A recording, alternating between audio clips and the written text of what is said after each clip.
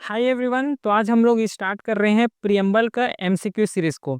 इसके पहले वाले लेक्चर में हम लोगों ने प्रियम्बल को पूरा डिटेल में समझ चुके हैं, है ना। इसका जितना भी कॉन्सेप्ट है, टर्म्स हैं, हर चीज़ को हम लोग डिटेल में समझे।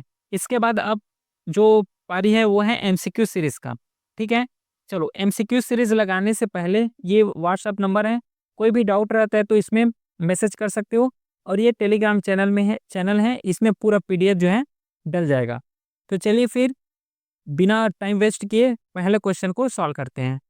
पहला क्वेश्चन है, वीडियो को पॉज कर कोई एक बार अपने लेवल में रीड करके आंसर तक पहुंचने का ट्राई करो।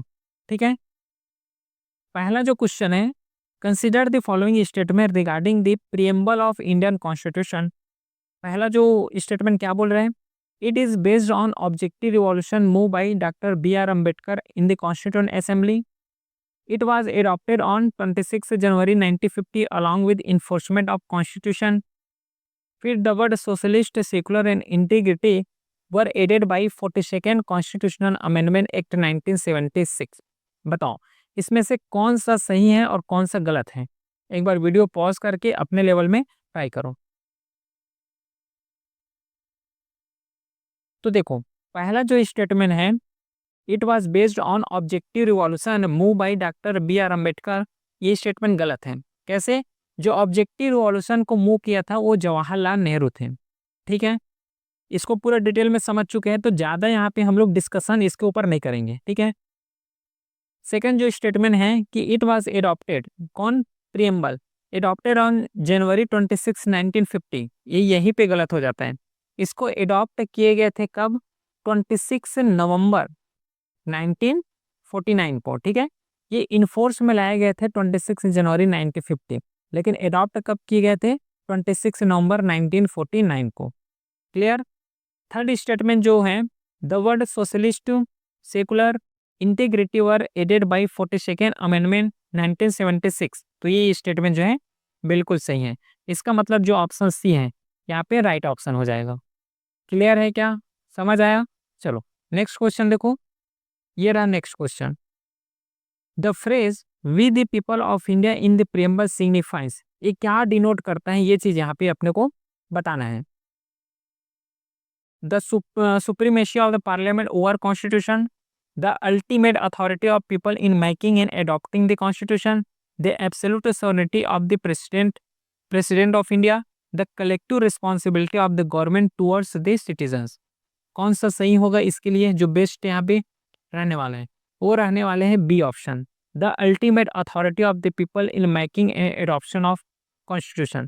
क्योंकि जब पीपल है तभी तो कॉन्स्टिट्यूशन है, पीपल्स के लिए ही कॉन्स्टिट्यूशन बनाए गए हैं, है ना। अगर पीपल्स ही ना रहे तो कॉन्स्टिट्यूशन अकेला करेगा क्या? ये बात हम लोगों ने डिस्कस भी की है। ठीक है, तो सेकेंड का जो ऑप्शन रहने वाला है वो बी रहने वाला है।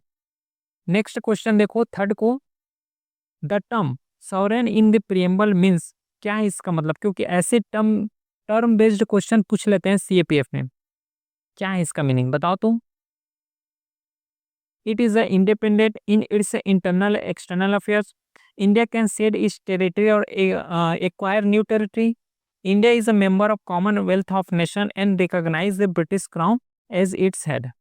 कौन सा सही है? वीडियो एक बार पॉज करो और बताओ ऑप्शन को, इसका आंसर। तो देखो, सॉवरेन का मतलब क्या होता है? India is independent in its internal external affairs, बिल्कुल सही है। पहला जो स्टेटमेंट है बिल्कुल सही है। India can cede its territory और एक्वायर न्यू टेरिटरी, ये भी ऑप्शन सही है।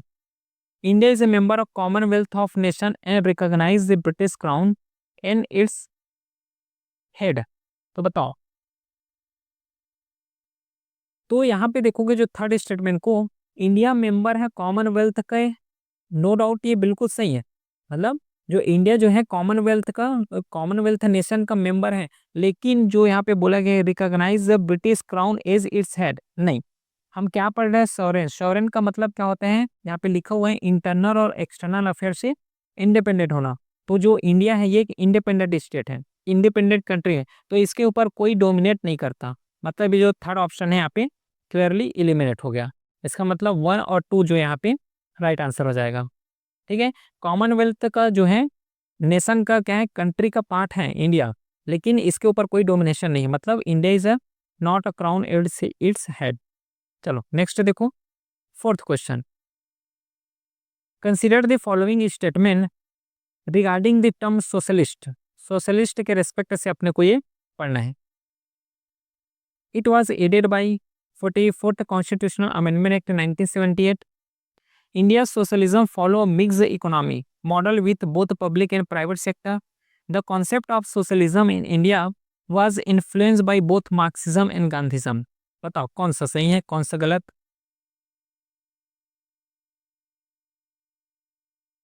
तो देखो, पहला स्टेटमेंट जो बोला है, it was added by 44th constitutional amendment act 1978, ये स्टेटमेंट गलत है। कौन सा अमेंडमेंट है?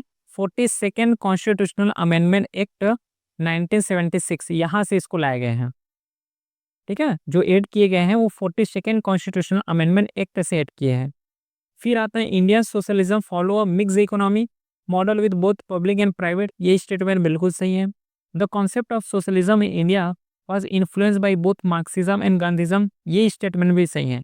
इसका मतलब यहाँ पे 2 और 3 जो स्टेटमेंट है सही है, पहला स्टेटमेंट रॉन्ग है।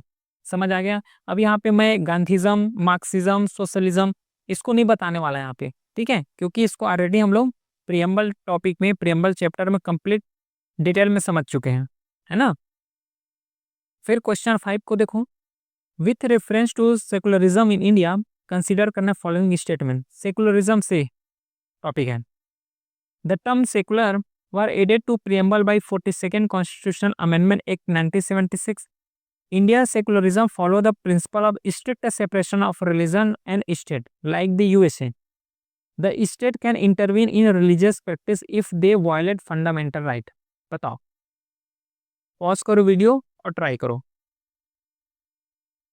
तो देखो, जो टर्म है सेकुलर, इसको ऐड किया गया है जो 42nd अमेंडमेंट एक्ट 1976, ये ऑप्शन बिल्कुल सही है, पहला स्टेटमेंट राइट है। सेकेंड स्टेटमेंट देखो, the secularism follow the separation of, जो principle of strict separation of religion and state like in the USA, ये स्टेटमेंट जो है रॉन्ग हो गया। जरूरत पड़े तो, इंडिया का बता रहा हूँ, इंडिया सोशलिज्म का, जरूरत पड़े तो स्टेट क्या है सोशलिज्म में, सॉरी इसमें रिलीजन में क्या है इंटरफेरेंस भी करते हैं। तो इस तरीके से क्या है, जो बी ऑप्शन यहाँ पे इलिमिनेट हो गया। इलिमिनेशन टेक्निक भी लगा सकते हो, जैसे हम लोग लगाते आ रहे हैं। जैसे कि सेकेंड है, तो सेकेंड को इलिमिनेट अगर यहाँ से करोगे तो डायरेक्टली सी ऑप्शन में क्लियरली पहुंच जाओगे।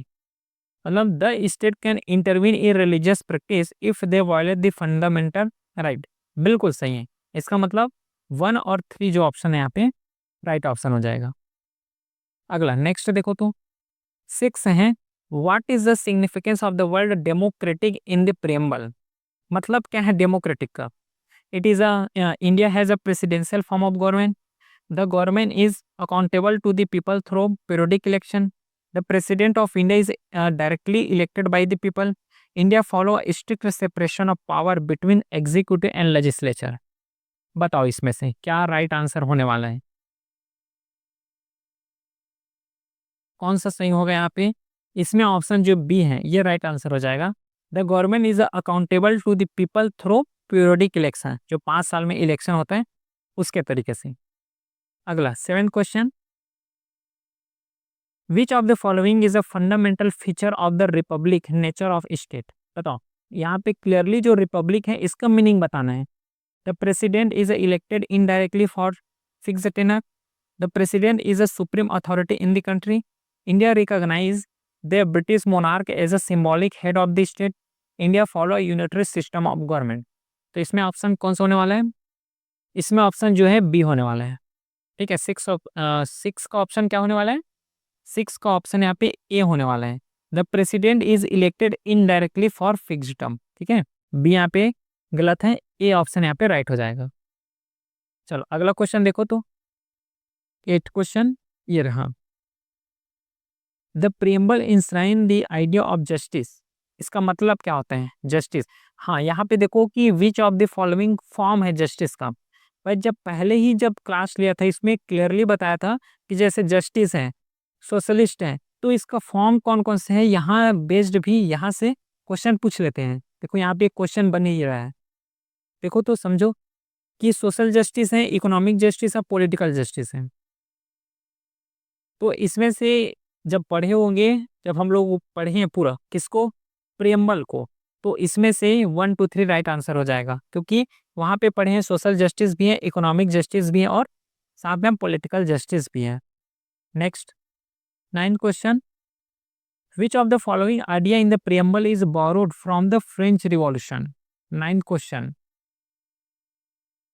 कहाँ से लिए गए हो, जो फ्रेंच रिवॉल्यूशन से कौन से यहाँ पे टर्म लिए गए हैं, तो वहां से लिबर्टी, इक्वलिटी, फ्रेटर्निटी का टर्म्स लिए गए हैं, और इसी को तो ऐड किए हैं क्या। अच्छा, इसमें बाकी नहीं दिए हैं, जैसे सोशलिस्ट सेकुलर नहीं है, फ्रेटर्निटी को जैसे 42nd अमेंडमेंट से एक्ट से इंसर्ट किए हैं।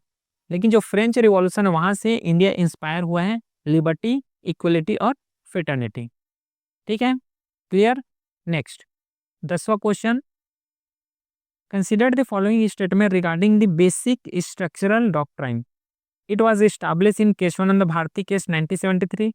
The preamble is a part of constitution and cannot be amended under Article 368. The parliament can amend any part of the constitution including its basic structure. अब बताओ, ये तो बन जाना चाहिए, है ना। तो इसका क्या ऑप्शन होने वाला है, देखो, it was establish in Kesavananda Bharati case 1973। Statement सही है कि गलत है, सही है। यहीं से जो केशवानंदा भारती केस है, यहीं से जो बेसिक स्ट्रक्चर डॉक्टर हैं ये इमर्ज होके आए हैं। सेकेंड स्टेटमेंट है, the preamble is a part of constitution and can not be amended under article 368। सही है कि गलत है, ये भी सही है। ठीक है, पार्ट है कॉन्स्टिट्यूशन का, ये पार्ट है। The parliament can amend any part of constitution including इस इट्स बेसिक स्ट्रक्चर, ये तो गलत ही हो गया, बेसिक स्ट्रक्चर को अमेंड नहीं कर सकते, तो इसका मतलब ऑप्शन 1 और 2 राइट आंसर हो गया। तो इस तरीका से हम लोगों ने क्या किए, पूरे जो एमसीक्यू सीरीज है और इसी के थ्रू पॉइंट को रिवाइज भी किए हैं। ठीक है, तो चलिए फिर मिलते हैं अब नेक्स्ट लेक्चर के साथ, तब तक के लिए थैंक यू।